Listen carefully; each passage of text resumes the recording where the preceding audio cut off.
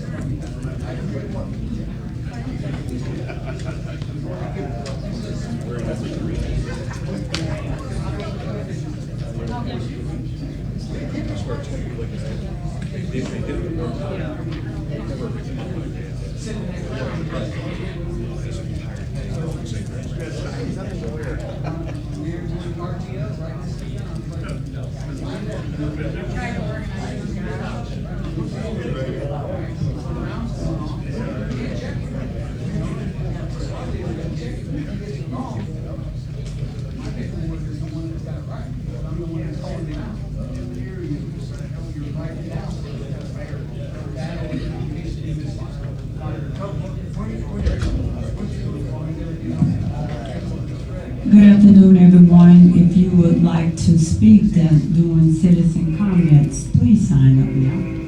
It is 4:59. Okay. We will start promptly at 5 o'clock p.m. Thank you.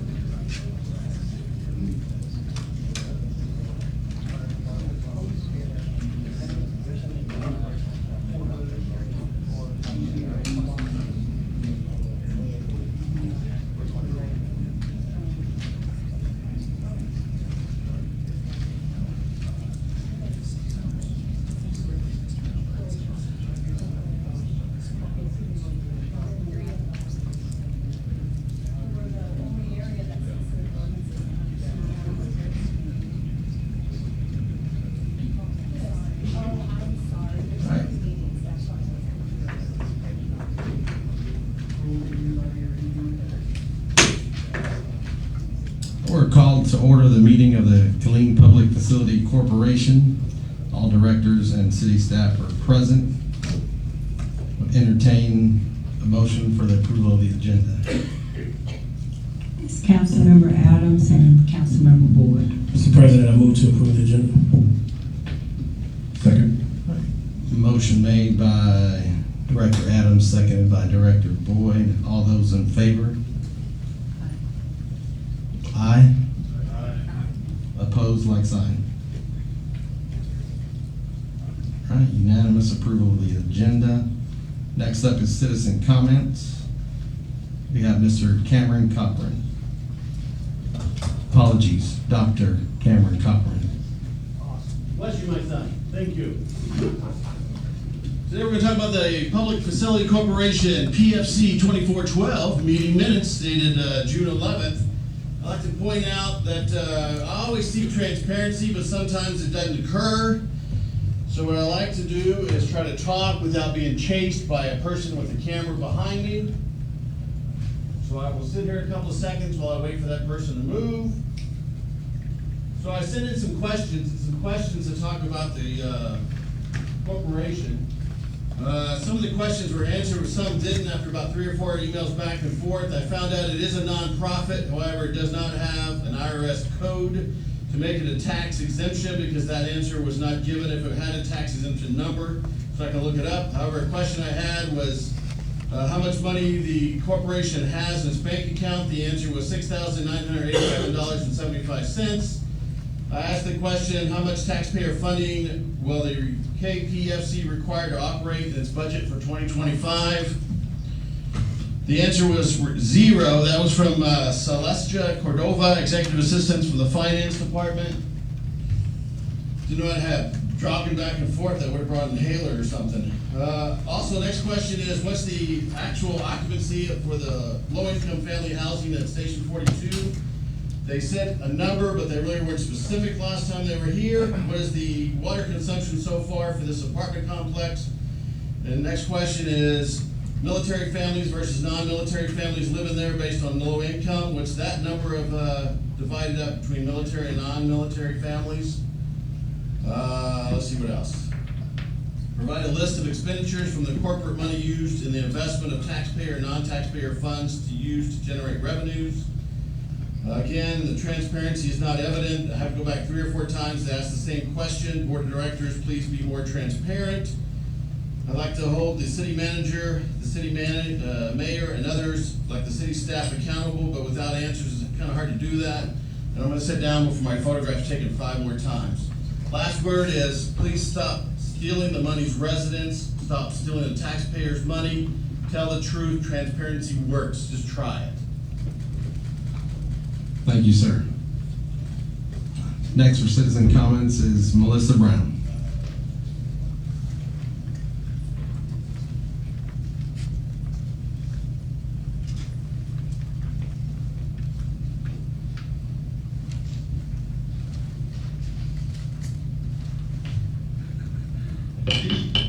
Guess it's hard for council to be transparent when you don't even know what's in their contracts. For example, not knowing that our other PFC project is a 75-year ground lease that originally was 50%, 80% AMI or below.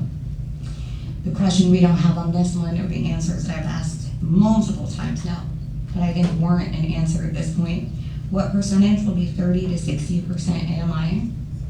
And what percentage of the units will be reserved for those persons in the 61 to 79% AMI range? Because yes, even at 78 or 79% AMI, it still qualifies as low income per head. But the ones that it's really going to help, if you're really thinking about the low income people in our community, are going to be those in the 30% AMI range. Those are your individuals who are living in and below poverty.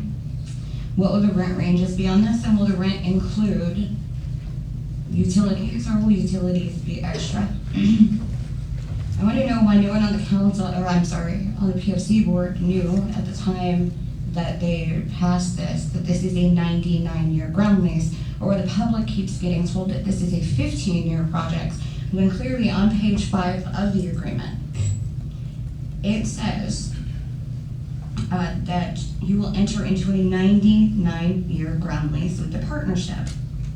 That any annual rent will be deferred so long as the property is used for affordable housing purposes, such as provided such deferral does not have an adverse impact for their federal income tax purposes. So if the developer, who's making millions of dollars because they've got a lot of these around the state, is still getting the benefits from the federal government, if it's going to affect their federal income taxes and make them pay more, then they'll pay us that nominal amount of rent. We won't defer it. Otherwise, at the end of the 15 years, when we have the potential to get out of this agreement, only if we exercise our right of first refusal, meaning that the city buys an apartment complex that we would then either have to manage or evict everyone from and demolish it, because we can't be landlords as a city. That doesn't make any sense. I want to know why we keep getting told as the public that this is a 15-year project when it is indeed not a 15-year project. The end of 15 years, their tax credits run out, they're going to sell it, and then that next buyer ends up falling underneath the PFC. At the end of this, whenever, 15, 30, 75, 100 years from now, when it gets sold, then the city will get the simple interest at the time of closing plus 1% above prime. Well, if that had been last year, that would have been great for us. Rates are going to come down again, and I highly doubt that it's going to be at any kind of rate in 99 years where it's going to benefit the city for all of the lost revenue that we're getting in the property taxes. This is already a tax credit program, so they are getting HUD tax credits, they're getting their federal income credit, and now they're getting the tax waiver from every taxing entity in Bell County because the PFC didn't read it all the way and didn't know that there is a 99-year ground lease here. That each time they sell the property, the PFC has the right of first refusal, but until then, it still belongs to the developer through the PFC as the limited partner, and for our partnership, we get deferred taxes after 99 years. Thank you, ma'am. Mr. Sean Price.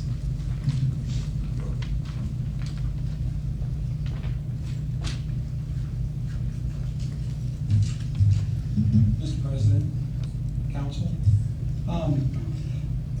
I'm very simple on this one, right?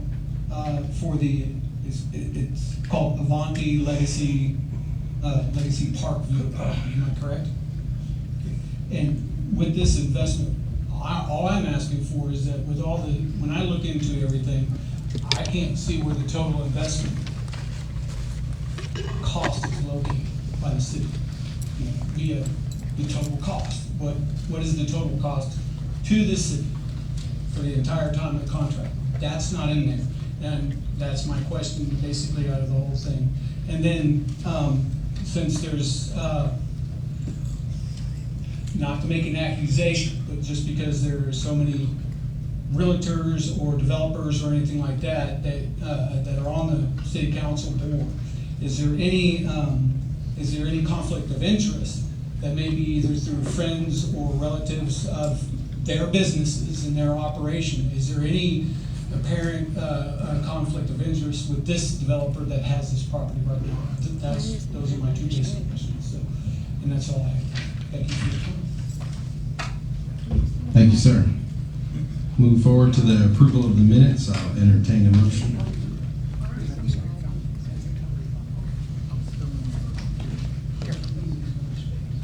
Mr. Adams. Mr. President, I move to approve the minutes of print.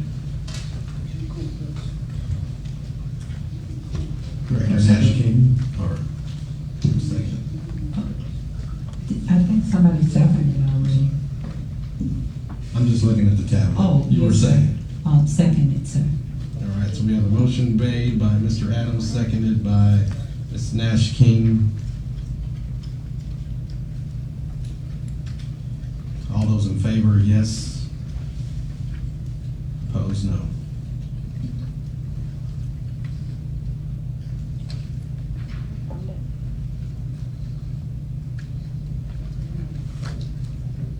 Okay.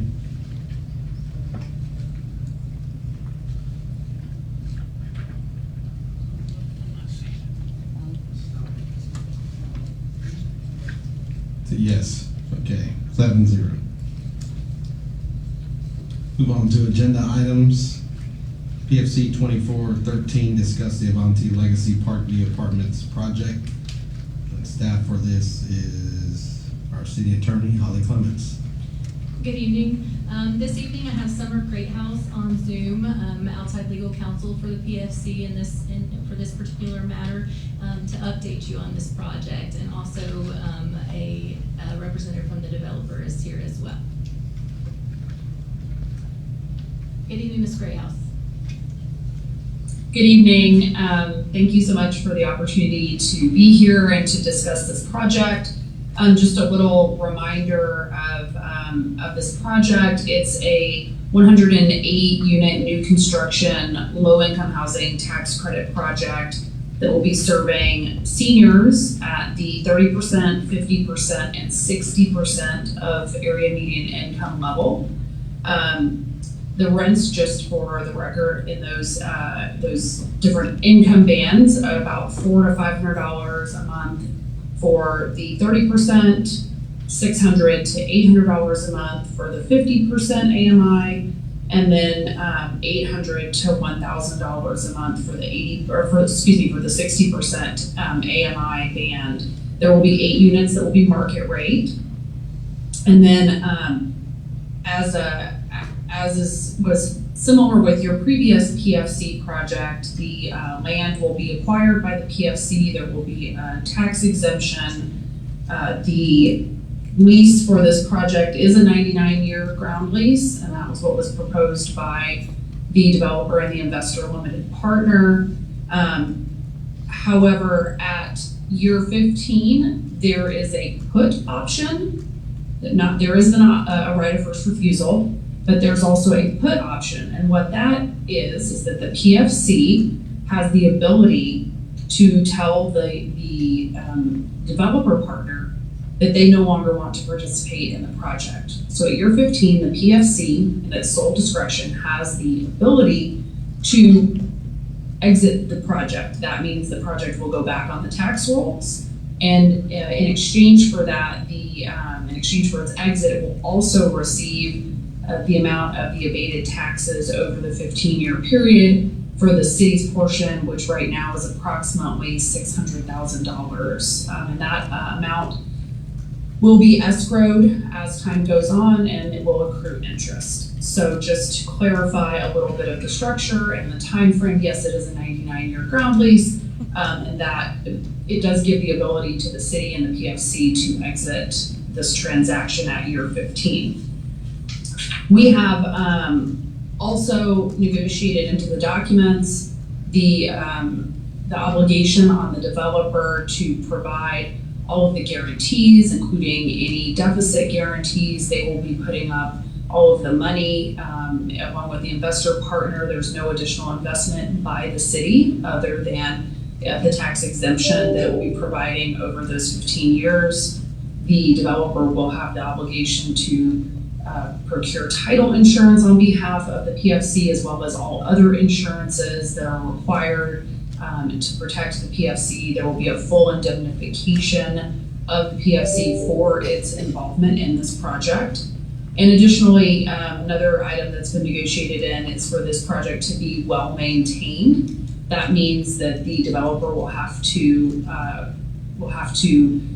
conduct needs assessments on this property at given intervals, and anytime that the occupancy decreases in this project, the developer is obligated to maintain the project pursuant to that needs assessment, or else they cannot distribute any funds from the project amongst the other parties.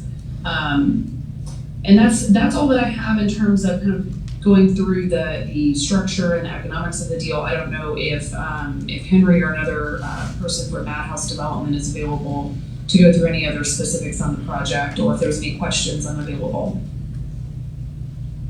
Mr. President, may I approach? Sure, yes, sir. Mr. President, members, Mayor, Mr. Cable, 970 Flores.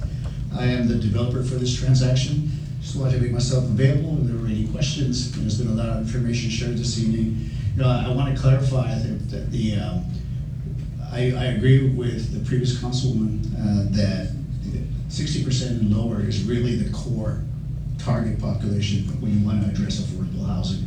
We have 108 units. 100 of those units are targeted to families under 60%. We don't have any, the 8 units that are market rate are not targeted to low-income families. But what we have found consistently across our properties, because of the quality of the apartment community and its location, is that we have families who want to live there, who may not qualify. It could be your brother's living there, or your mom's living there, and you want to live there no matter what. So we have a few units that we set aside for those particular cases. So again, 8 of the 108, but every other unit is affordable. There was a reference to 30%, we're at 18.5%, 30%. That's an extraordinarily high number. You know, we take our obligation to serve the community and families who are less privileged than we are very seriously. And I'm happy to answer any other questions that you may have on the subject. I think that Ms. Greathouse has done a wonderful job presenting. I'm not sure I have much to add. Again, except to emphasize, this is completely affordable. We're providing all the capital necessary. We're providing all the guarantees. In year 15, you can exit and we'll pay you back every single tax dollar plus interest at that point in time. Thank you, Mr. Flores, and thank you for reiterating that for those in the audience and those watching streaming services or on TV, that at year 15, the PFC and the city can opt out. We get our deferred taxes back plus interest. And we'll go about the tax bill. Perfect. There was one question from a resident asked about what was the total cost to the city. I think last that we spoke, it was. Well, it's the deferred taxes, which eventually are repaid, so it's really more an investment than a cost. The total cost of the development is, I'm so sorry, $25,892,000. And again, it's 108 units, and those are the total cost. A significant investment into the community. So $25 million private investment out of that. 25.8, that's correct. 25.8. The city is putting in how much hard dollars? $600,000 in deferred taxes. In hard dollars, there's a $500 grant that was provided to the property to maximize our score under the state's competitive process. So that's the hard dollars that were contributed that aren't going to be repaid in some form or fashion. Gotcha. So $500. $25.8 million private investment costing the city $500. Deferred taxes we get back with interest when we opt out at year 15. That's correct, yes, sir. Okay, is there any other questions? Mr. Cigar. Thank you, Mr. President. I just want to say again, and I've said it before, we do a lot of things in the city here when we have opportunities to do partnerships, and that's kind of what we're doing. Absolutely. And this is kind of a strange partnership because you guys are doing everything, you know, and so, you know, you're taking care of our seniors. That's a big thing, and I know we have a lot of seniors that are very excited of this project, and I know that you know, that's one of the things that they're going to be very appreciative of is the project. The same thing is it's not costing the city anything, and we're getting a beautiful piece of property. And so I think that you know, if we can do more projects like this, it'd be great because it's taking care of all the needs that we need here in the city, and at the same time take care of our citizens, the ones that are needing plus. And the big thing is it's not costing the city anything but $500. So I just want to say again, I appreciate you bringing this project here. And I know that you've got a history of doing great projects, so that's another big plus because you have that background. So I just wanted to just make that comment that from my perspective, you know, we appreciate you doing this. Thank you. Well, thank you very much. You know, we're a family-owned company. My son and daughters have joined me, and we feel very blessed to be in our industry and be able to help others and build a legacy for our family. And it's a pleasure to work in your community. You have extraordinarily good staff here. Thank you, Mr. Flores, and Thank you. thank you to Mrs. Greathouse. I don't see any other questions, so I would entertain a motion to adjourn. Mr. Adams? President, I move we adjourn. Motion made by Mr. Adams. Mr. Boyd? Second. Second by Mr. Boyd. All those in favor say aye. Aye. Opposed, like sign. You guys have it. We're